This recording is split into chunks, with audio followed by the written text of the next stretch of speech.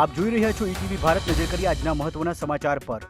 ઉત્તરાખંડના ઋષિકેશમાં વડાપ્રધાન મોદીની જનસભા. લોકોને કહ્યું, ઘરે જઈને લોકોને મારા જય શ્રી રામ અને પ્રણામ કહેજો. રાજસ્થાનના અનૂપગઢમાં રાહુલ ગાંધીની જનસભા. મોદી સરકાર પર પ્રહાર કરતા કહ્યું, મોદીએ પોતાના ઉદ્યોગપતિ મિત્રોના 16 લાખ કરોડ રૂપિયા માફ કર્યા. દિલ્હીના મુખ્યપ્રધાન અરવિંદ કેજરીવાલની અરજી પર સુપ્રીમ કોર્ટમાં 15 એપ્રિલે સુનાવણી. આ પહેલા બુધવારે સુપ્રીમ કોર્ટે કેસ સાથે સંબંધિત ઈમેલ કરવાનું કર્યું હતું સૂચન. અમદાવાદ કોંગ્રેસના નેતા રોહન ગુપ્તા ભાજપમાં જોડાયા. નવી દિલ્હીમાં ભાજપના વરિષ્ઠ નેતાઓની હાજરીમાં ધારણ કર્યો ભાજપનો ખેસ. નવસારીના આંતલિયા ઉંડાચ ગામને જોડતા પુલનું સમારકામ ન થતા ગ્રામજનોમાં રોષ. ચૂંટણી બહિષ્કારની ગામ લોકોએ આપી ચીમકી.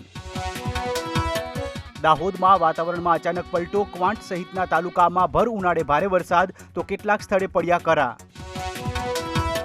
ડિંડોલી વિસ્તારમાં રહેતા 80 વર્ષીય વૃદ્ધાને સ્વાઇન ફ્લૂ પોઝિટિવ આવતા આરોગ્ય તંત્ર હરકતમાં. એપાર્ટમેન્ટમાં રહેતા તમામ લોકોની આરોગ્યલક્ષી તપાસ હાથ ધરાઈ.